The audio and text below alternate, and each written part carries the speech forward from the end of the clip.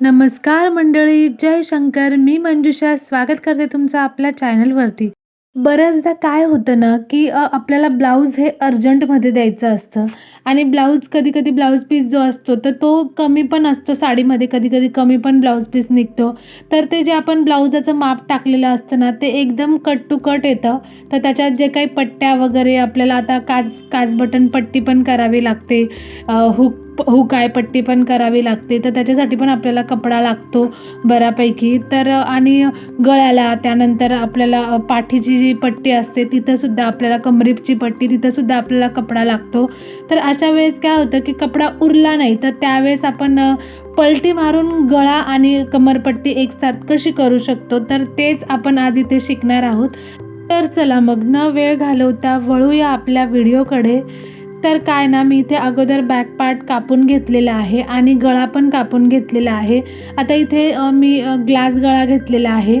आता काय करायचं, आपल्याला जी पट्टी आपली कमरेची, तिथे पण आपल्याला एक दाबा अंतरावर टीप मारून घ्यायची आहे, अशा प्रकारे जसं मी व्हिडिओत दाखवते त्याप्रमाणे. त्यानंतर काय करायचं आहे की आपला जो गळा आहे, जो आपण रेडी तयार केलेला आहे, तर त्याला गळ्याला पण आपल्याला एक दाबा अंतर सोडून आपल्याला गळ्याला पण आपल्याला स्टिच करून घ्यायचं आहे, म्हणजे एक शिलाई मारून घ्यायची आहे. बघा व्हिडिओत जसं दाखवते त्याप्रमाणे व्यवस्थित हळूहळू एक दाबा टीप आपल्याला इथे मारून घ्यायची आहे.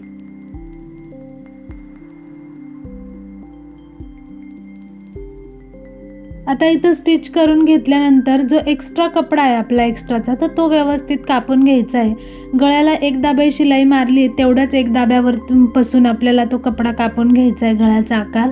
आणि आता जे कमरेला पण आपण एक दाबा शिलाई मारली होती, तर तिथे पण आपल्याला कट व्यवस्थित एक्स्ट्राचा कपडा कट करून घ्यायचा आहे. त्यानंतर गळ्याला आपल्याला असे कट मारून घ्यायचे व्यवस्थित, जेणेकरून आपण जेव्हा गळा पलटी करू तर त्यावेळेस आपल्याला सोपं जाईल, गळा व्यवस्थित शेपमध्ये दिसेल.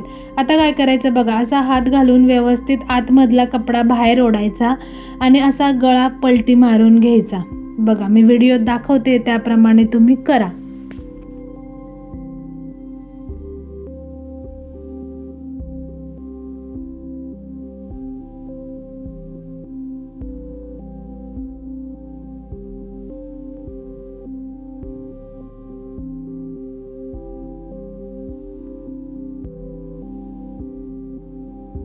आता बघू शकता तुम्ही की इथे आपला गळा आणि कमरेची पट्टी आपण उलटा करून घेतलाय, म्हणजे सरळ करून घेतलाय कपडा, पलटी मारून घेतलाय. तर इथे आपला गळा तयार झालेला आहे. आता पूर्णपणे इथे गळा तयार झालेला नाही आहे आपला.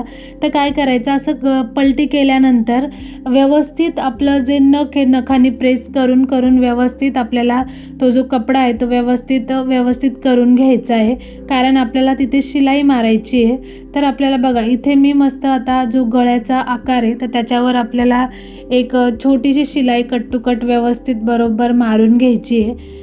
बारीक शिलाई मारू शकता तुम्ही. तर व्यवस्थित कपडा ओढत ओढत, जास्त पण ताणायचा नाही, पण आहे ना काय होतं की गळा व्यवस्थित शेपमध्ये येण्यासाठी तर त्याला व्यवस्थित नखाने प्रेस करून करून व्यवस्थित शिलाई मारून घ्यायची.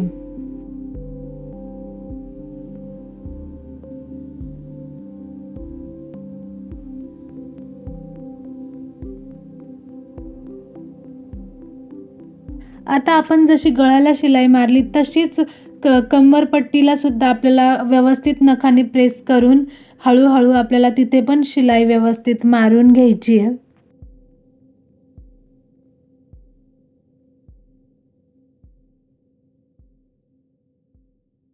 आता गळ्याला आणि कमरपट्टीला आपण दोन्हीला शिलाई मारून घेतली आहे. आता साईडला पण आपल्याला जो पीस आहे तो आपल्याला जॉईंट करून घ्यायचा आहे, तर तिथे पण आपण शिलाई व्यवस्थित मारून घ्यायची आहे.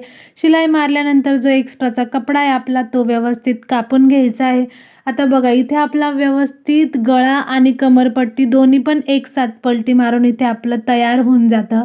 तर बघा अगदी सोप्या पद्धतीने, जेव्हा आपल्याला घाई गडबड असेल, जेव्हा आपल्याला अर्जंटमध्ये ब्लाऊज द्यायचा असेल, जेव्हा कपडा उरत नसेल आपल्याला कमरपट्टीसाठी किंवा गळ्यापट्टीसाठी, तर अशा पद्धतीने तुम्ही असा गळा पलटी करून तयार करू शकता. इतका सुंदर आणि फिनिशिंगमध्ये असा आपला गळा पण तयार होतो आणि कमरेची पट्टी पण तयार होते.